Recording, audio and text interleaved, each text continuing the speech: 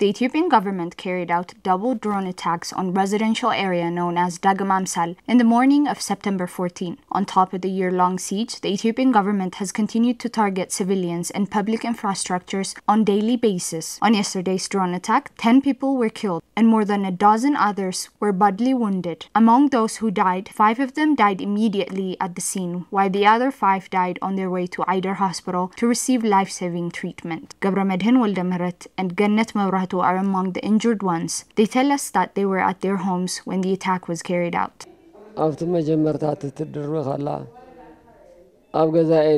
During the first attack, I was in my house. I normally work as a security guard at WFP. So after the first attack, I ran to the office to see if our office was attacked or if anyone was hurt. I got there and saw that the attack wasn't there and I was on my way back home. Then the second round drone attack took place. A piece of sharp nail hit me on the head and I fell.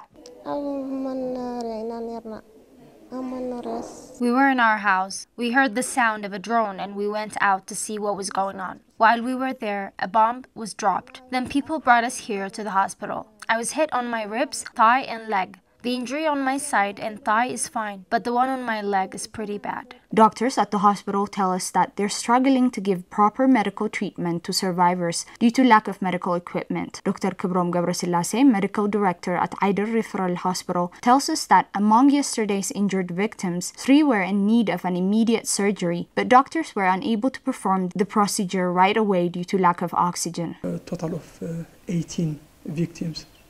Out of these, 3 are in critical condition. They need major surgery. They are waiting for their surgery, but we could do the surgery this morning because we don't have oxygen in the hospital.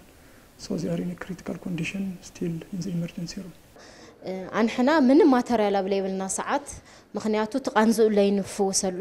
These attacks are happening while we have no medical equipment left in hand. We are here to serve our community. But currently we're running out of glove, anesthetics, or any other necessary materials. It is terribly hard for us. We're struggling here. Due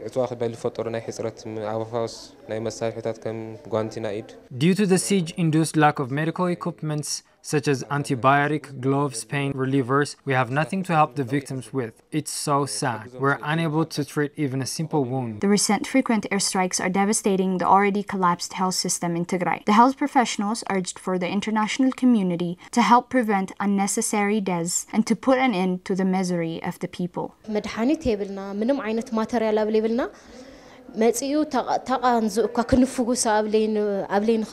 have no medicine. We can't even give them something to relieve their pain. This is very hard for us. The international community needs to understand our situation and give us an immediate solution. As the international community should say, enough is enough. You know, there is a point to say, a turning point to say enough, and they have to say it now. The whole year we have been under 40 years under siege. The people is starving. We have no basic services. You know, we are expecting airlift for aid.